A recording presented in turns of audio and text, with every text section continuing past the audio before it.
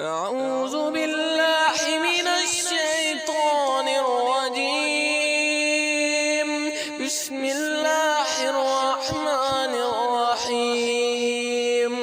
أرأيت الذي يكذب بالدين فذلك الذي يدع اليتيم ولا يحض على طعام المسكين فويل للمصلين الذين هم